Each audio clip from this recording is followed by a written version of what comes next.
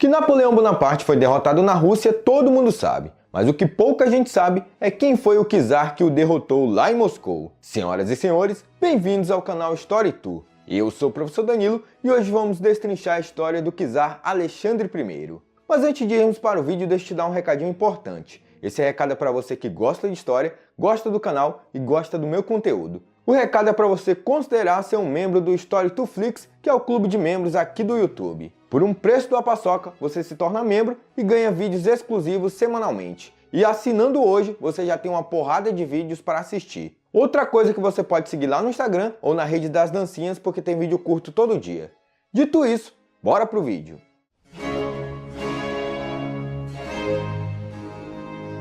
Alexandre I é o czar que Tolstói descreve em seu romance Guerra e Paz como cavaleiro gentil e de caráter nobre.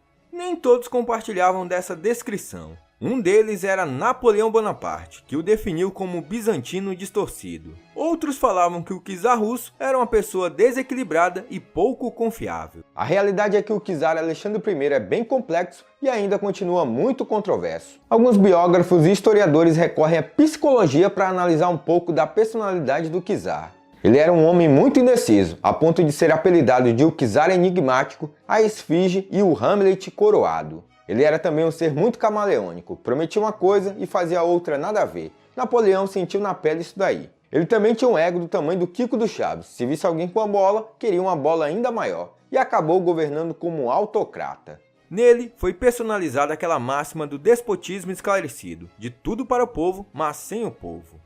A estas peculiaridades juntou-se o misticismo que o envolveu nos últimos anos do seu reinado, a ponto de se sentir portador de uma missão divina de salvar a Europa e restabelecer a ordem conservadora e os valores cristãos ameaçados pela Revolução Francesa. Esse espírito materializou-se na Santa Aliança, o acordo militar europeu do qual foi o principal promotor. O czar Alexandre I nasceu em 23 de dezembro de 1777. Ele era neto de nada mais nada menos que Catarina a Grande, uma das mais famosas rainhas da Rússia. Ela queria que ele herdasse o trono e não Paulo, seu próprio filho. Por isso, ela impôs que Alexandre fosse educado com as ideias iluministas, mas sem esquecer as tradições russas e o espírito militar. Pouco antes de completar 16 anos, ele acabou se casando com a princesa Luísa de Baden. E como de costume, o casamento deu muito errado. Esse casamento só foi pra frente porque muito cedo eles perderam duas filhas e aí o luto e a compaixão tomou conta dos dois. Mas o czar Alexandre I era muito raparigueiro. Ele acabou tendo 9 filhos ilegítimos, isso de 5 amantes diferentes. O assassinato de Paulo I em 1801 finalmente tornou Alexandre czar aos 23 anos. A trágica morte de seu pai o atormentou pelo resto da vida. Paulo foi informado da conspiração contra ele, embora aparentemente não soubesse que seria assassinado. Os primeiros anos do reinado de Alexandre caracterizaram-se pela recuperação para a Rússia do espírito esclarecido da sua avó, interrompido durante o governo tirânico de seu pai. Alexandre iniciou um vertiginoso processo de reformas cujo objetivo era estabelecer o modelo monárquico mais ou menos constitucional, e que também era mais ou menos representativo e baseado no Estado de Direito. Mas, 3 anos mais tarde, as ilusões começaram a acabar e as reformas foram estagnadas. A culpa foi atribuída ao caráter instável do czar, mas também à sua inclinação para a política internacional. O seu ego exigia que ele se tornasse uma figura influente e reconhecida na política europeia. E ele estava conseguindo isso, porém tinha Napoleão como antagonista. No ano em que subiu ao trono, Alexandre assinou a paz com a Grã-Bretanha, reconhecendo seu direito sobre Malta. Ele estava preocupado em fortalecer os laços com Francisco I da Áustria e Frederico Guilherme III da Prússia. Mas ele também abordou Napoleão, a quem expressou sua admiração após os relatórios elogiosos que recebeu de seu amigo tutor após sua visita à França. Seu bom relacionamento com todos acabou o ajudando a se tornar um árbitro das disputas políticas da Europa. Ele até tentou mediar um acordo entre a França e a Grã-Bretanha, mas falhou miseravelmente. Isso não foi por conta dele ser um diplomata ruim, mas sim porque as nações europeias estavam ali, se coçando para ter uma guerra. Ao mesmo tempo, Alexandre passou de admirar Napoleão a insultá-lo. Ele foi influenciado pelos novos relatórios de seu ex-professor, desta vez negativos, sobre a situação na França. Mas o que foi decisivo na sua mudança de atitude foi a execução do Duque de Enghien, que o levou a descrever Napoleão como o tirano mais famoso que o mundo alguma vez produziu. Alexandre rompeu relações com a França e formou a terceira coalizão contra Napoleão com a Grã-Bretanha e a Áustria. Apesar da supremacia militar da coligação, a aventura da guerra terminou caro para o czar. O melhor de suas tropas foi derrotado em Austerlitz em 1805, junto com seus aliados austríacos. A derrota não impediu Alexandre de continuar a guerra contra Napoleão, mas ele tinha que ir sem os austríacos, que assinaram a Paz de Presburgo. No lugar da Áustria entrou a Prússia, com a qual formou a quarta coalizão. A Prússia cometeu um erro grave que forçou Alexandre a mudar os seus planos. Eles entraram na batalha antes que as tropas russas pudessem se juntar a eles. O resultado foi sucessivas derrotas em duas batalhas decisivas. Já as tropas de Alexandre, quando ficaram sozinhas, foram expulsas da Polônia e derrotadas em Friedland e Eylau. Alexandre não teve escolha senão fazer as pazes com Napoleão. Ambos os imperadores se encontraram em Tilsit. Lá, eles basicamente dividiram o mundo. A paz permitiu a Napoleão juntar a Rússia ao bloqueio continental que impôs a Grã-Bretanha, e o deixou livre para assegurar as posições na Europa Ocidental. Já Alexandre teve mais facilidade de continuar sua política expansionista sem obstáculo. Após a paz com Napoleão, Alexandre conquistou a Finlândia de uma Suécia fraca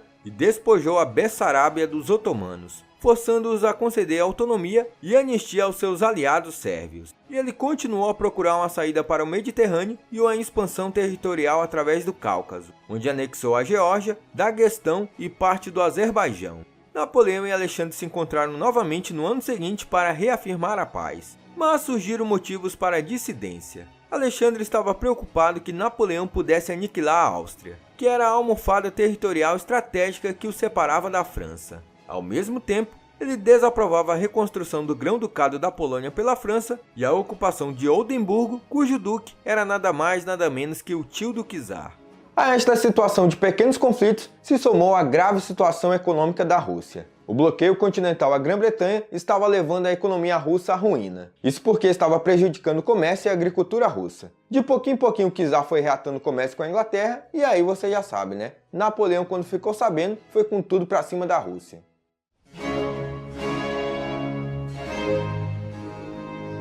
A situação diplomática entre os dois países deteriorou-se rapidamente até estourar em um novo conflito. Tudo começou em 1812, quando Napoleão cruzou a Europa com seu grande armê de 600 mil homens. Alexandre não estava preparado para repelir a invasão, apesar de ter sido avisado. A consequência foi um desfile militar francês, cuja única dificuldade foi vencer os russos na Batalha de Borodino. Mas os russos adotaram a técnica da terra arrasada e deixaram tudo queimado, tudo destruído para os franceses tomarem conta. A ação terminou com a queda de Moscou uma semana depois. A violação do Kremlin e a devastação de Moscou desencadearam a ira do czar contra Napoleão, e foi um ponto sem volta. Alexandre recusou-se a render-se e muito menos a fazer um acordo com Napoleão. Esse acordo foi proposto pelo imperador francês quando já estava sem comida e quase sem munições. A retirada francesa foi dolorosa, isso porque os caras tinham frio, também tinham os ataques dos russos e a falta de alimentos. E dos 600 mil soldados que entraram com Napoleão na Rússia, apenas 50 mil voltaram. E os russos também perderam gente pra caralho, 400 mil pessoas entre soldados e camponeses. O czar retirou suas forças e, aproveitando do inverno geral e a tática da terra arrasada praticada na sua retirada, declarou uma guerra patriótica, que uniu o campesinato e o exército contra o invasor. O drama da guerra e o seu remorso juvenil alimentaram o czar com a catarse religiosa que se tornou uma arma de mobilização. Ele se sentiu chamado por Deus para combater Napoleão, o opressor da Europa e o perturbador da paz mundial. Ele não apenas expulsou os franceses da Rússia, mas também ordenou que os seus generais os perseguissem incessantemente. Ele também liderou a sexta coalizão contra o imperador francês, logo em seguida a derrota de Napoleão em Moscou. Não foi uma tarefa fácil. A engenhosidade permitiu que Napoleão derrotasse as forças da coligação em duas batalhas em 1813. Mas eles reagruparam suas forças e enfrentaram-no em Leipzig na chamada Batalha das Nações, que foi o início do fim de Napoleão. No fim disto, Alexandre deu as ordens às suas tropas para perseguirem os franceses até Paris, onde entraram depois de travarem diversas batalhas em 1814. A vitória sobre Napoleão foi o momento culminante de Alexandre I. Ele acabou se tornando o rei mais forte e popular da Europa. Mas apenas essa vitória não bastava para ele. Alexandre acreditava que era necessário garantir a segurança na Europa, uma espécie de sistema ou aliança militar entre as várias nações para impedir que outro Napoleão surgisse. E além disso, ele queria impedir que o espírito revolucionário que surgiu na França parasse de se espalhar pela Europa. Assim, Rússia, Prússia e Áustria assinaram um pacto que ficou conhecido como Santa Aliança.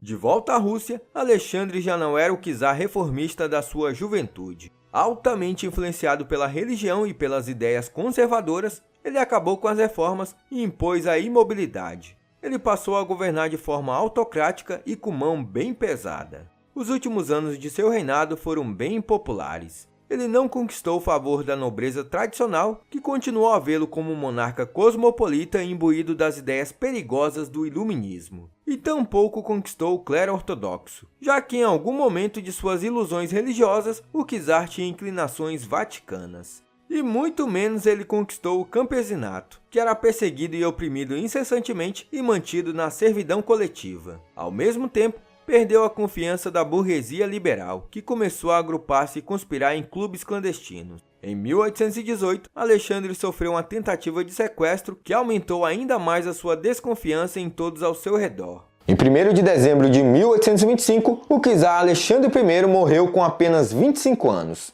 Ironicamente, o homem que derrotou Napoleão por causa do frio pegou um resfriado, o que levou a tifo, e aí ele acabou batendo as botas. Ele acabou morrendo sem deixar nenhum descendente e o sobrinho dele, Nicolau, acabou assumindo o trono da Rússia. E esse Nicolau se encarregou de implantar algumas reformas que a Rússia estava precisando ali no século XIX. O czar Alexandre I trouxe esperança de colocar o iluminismo na Rússia, mas acabou levando o conservadorismo por toda a Europa. Pelo menos ele realizou um dos sonhos da avó dele, a Catarina Grande, que era tornar a Rússia um grande país e uma grande potência militar na Europa. Então é isso, pessoal. Chegamos ao final de mais um vídeo e espero que vocês tenham gostado. Outra coisa que eu vou pedir para vocês é comentar se o áudio desse vídeo tá bom, porque eu tô testando esse microfone de lapela. Se ele ficou legal, comenta aí. Se não ficou, comenta aí também que eu posso melhorar nos próximos vídeos. Dito isso, falou!